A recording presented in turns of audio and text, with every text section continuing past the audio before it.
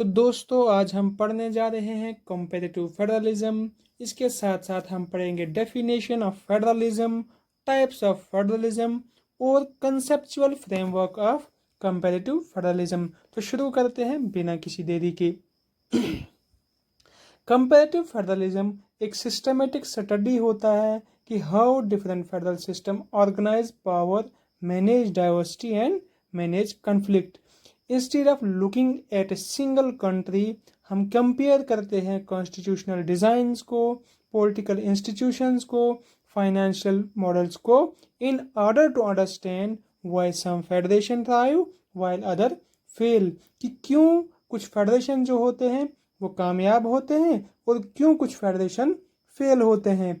और comparative federalism में हम एनालाइजिंग में, कंपैरेटिव फेडरलिज्म जो होता है ये एक एनालाइजिंग मेथड होता है जो कंपेयर करता है डिफरेंट फेडरेशन को अक्रॉस कंट्रीज। इसके बाद बात हम करेंगे डेफिनेशन ऑफ फेडरलिज्म की।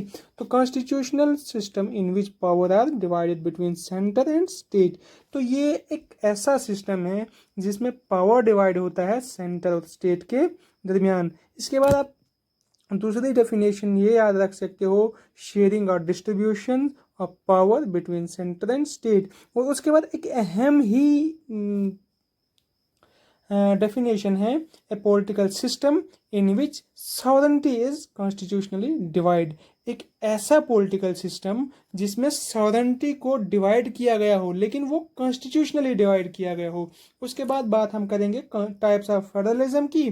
तो इसमें सबसे पहली टाइप आती है ड्यूअल फेडरलिज्म, जहाँ पे पावर को क्लियरली सेपरेट किया जाता है नेशनल और स्टेट लेवल पे। उसके बाद इसी में एक पॉइंट आता है कि each level of government work independently. इसमें क्या होता है, हर लेवल ऑफ मतलब सेंटर अलग से और स्टेट अलग से, दोनों अपने आप में इंडिपेंडेंट होते हैं। तो हम अक्सर कहते हैं लेयर केक फेडरलिज्म। और उसके बाद दूसरी टाइप आती है कोऑपरेटिव फेडरलिज्म, जिसमें क्या होता है, national and state government work together to solve common problem को ख़त्म करने के लिए सेंटर स्टेट दोनों एक साथ काम करते हैं। उसके बाद इसमें होता है रिस्पॉन्सिबिलिटी शेयर होती है इसमें, और इसको हम क्या कहते हैं, मार्बल केक फेडरलिज्म। उसके बाद तीसरी टाइप जो होती है वो होती है कम्पिटिटिव फेडरलिज्म।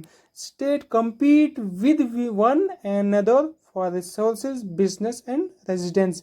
क्या कि इसमें रिसोर्सेज, बिजनेस, रेजिडेंस के लिए एक स्टेट दूसरी स्टेट से कंपटीशन करती है और इनकरेज करती है इनोवेशंस को, एफिशिएंसी को। उसके बाद चौथी टाइप कौन सी है, फिस्कल फेडरलिज्म। जब भी आपके पास फिस्कल वर्ड आए तो आप समझ जाइएगा कि बात फाइनेंस की हो रही है। तो इसमें फोकस ही होता है फाइनेंशियल रिलेशनशिप के बारे में।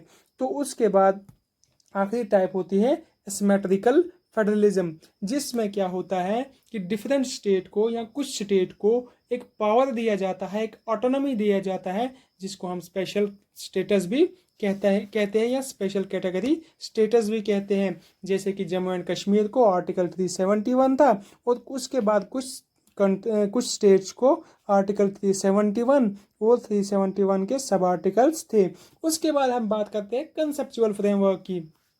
तो conceptual framework of comparative federalism क्या है, एक एनालिटिकल स्ट्रक्चर है यूज्ड टू कंपेयर फेडरलिज्म या federal system across different countries. इसमें पहला पॉइंट आता है कॉन्स्टिट्यूशनल फ्रेमवर्क और इंस्टीट्यूशनल फ्रेमवर्क। कॉन्स्टिट्यूशनल फ्रेमवर्क क्या करता है, ये प्रोवाइड करता है एक legal basis for the distribution of power और responsibilities between union and state. इसमें इंस्टीट्यूशन जैसे कि फाइनेंस कमीशन, जीएसटी काउंसिल और नीति आयोग वगैरह इसमें इंक्लूड होते हैं। उसके बाद बात हम करते हैं दूसरे पॉइंट की। तो इसमें आता है डिवीजन ऑफ पावर। जैसे कि हमने बात की, फेडरेशन में होता ही है, पावर को डिवाइड किया जाता है। फेडरेशन का मतलब ही है पावर को डिवाइड करना या सॉवरेंटी को डिवाइड करना। कैसे, कॉन्स्टिट्यूशनली। तो डिवीजन ऑफ पावर में हम देखते हैं कि कैसे लेजिस्लेटिव, एग्जीक्यूटिव और जुडिशियल पावर को डिस्ट्रीब्यूट किया गया है between national and regional government. इसमें आल्सो इंक्लूड होती है रीजनल ऑटोनॉमी। ऑटोनॉमी मतलब जिनके पास कुछ स्पेशल कैटेगरी स्टेटस हो, वो स्टेट जिनके पास कुछ स्पेशल स्टेटस हो, जैसे 371 में जम्मू एंड कश्मीर, 371 में बाकी स्टेट या उसके सब आर्टिकल में आसाम, मिजोरम वगैरह आते हैं। तो इसके बाद आता है तीसरा पॉइंट, इंस्टीट्यूशनल अरेंजमेंट। तो इसमें कंपेयर किया जाता है इंस्टीट्यूशन को कि जैसे कि पार्लियामेंट को, लेजिस्लेचर को, जुडिशरी को, जीएसटी को, इलेक्शन कमीशन को। तो उसके बाद आता है चौथा पॉइंट, फिस्कल फेडरलिज्म। तो इसमें क्या होता है, मैंने अभी आपको बताया था कि फिस्कल जब भी आया तो हमें बात फाइनेंस की हो रही है। तो इसमें examine how financial powers are distributed, कैसे फाइनेंशियल पावर डिस्ट्रीब्यूट की गई है, किसके बीच में, सेंटर और स्टेट के बीच में। तो ये आप कमेंट करेंगे कि सेंटर और स्टेट की पावर किस आर्टिकल के में आती है, किस आर्टिकल में आती है। तो उसके बाद पांचवा पॉइंट है इंटर गवर्नमेंटल रिलेशन। इसमें हम क्या देखते हैं कि political, administrative and financial interaction between state and centre. Political, administrative और फाइनेंशियल इंटरेक्शन कैसे हैं, क्या कितने पावर स्टेट के पास है, कितने पावर सेंटर के पास है, और इनमें कितना कोऑपरेशन है, कोऑर्डिनेशन है, कंसल्टेशन है, कन्फ्लिक्ट वगैरह है।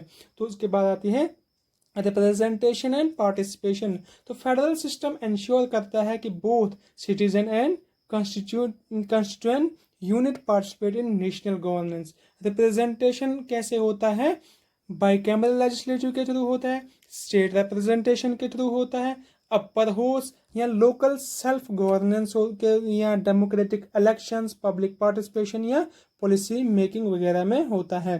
तो उसके बाद आता है ऑटोनॉमी एंड अकाउंटेबिलिटी। तो ऑटोनॉमी मैंने आपको बताया, कुछ स्टेट को जो है स्पेशल स्टेटस दिया जाता है, तो उसी को हम ऑटोनॉमी कहते हैं। Federalism seeks to balance regional autonomy with public accountability. तो उसमें क्या होता है ऑटोनॉमी में कि हम देखते हैं कि कॉन्स्टिट्यूशन कैसे कुछ स्टेट्स को अथॉरिटी देता है कि वो अपनी लोकल नीड को पूरा करे, और इसमें क्या होता है, ये इंश्योर करता है अकाउंटेबिलिटी, जिसमें हम देखते हैं कि ट्रांसपेरेंसी, रिस्पॉन्सिबल गवर्नेंस और efficient usages of public resources. उसके बाद लास्ट पॉइंट आता है इसमें पॉलिसी आउटकम्स एंड गवर्नेंस। तो कंसेप्चुअल फ्रेमवर्क में हम ये भी देखते हैं कि कैसे फेडरल अरेंजमेंट जो है वो इन्फ्लुएंस करते हैं इकोनॉमिक ग्रोथ को, गुड गवर्नेंस को, पब्लिक सर्विस डिलीवरी को, सोशल जस्टिस को, नेशनल यूनिटी को और पॉलिटिकल स्टेबिलिटी को। उसके बाद हम कुल मिला के ये बात कर सकते हैं कि कंपेरेटिव फेडरलिज्म एक एनालिसिस करता है, हमें मदद करता है आइडेंटिफाई करने में the strength and weakness of different federal model. तो इसके बाद हम कल पढ़ने वाले हैं core features of comparative federalism. अगर आपको ये वीडियो पसंद आई तो लाइक और शेयर ज़रूर करें।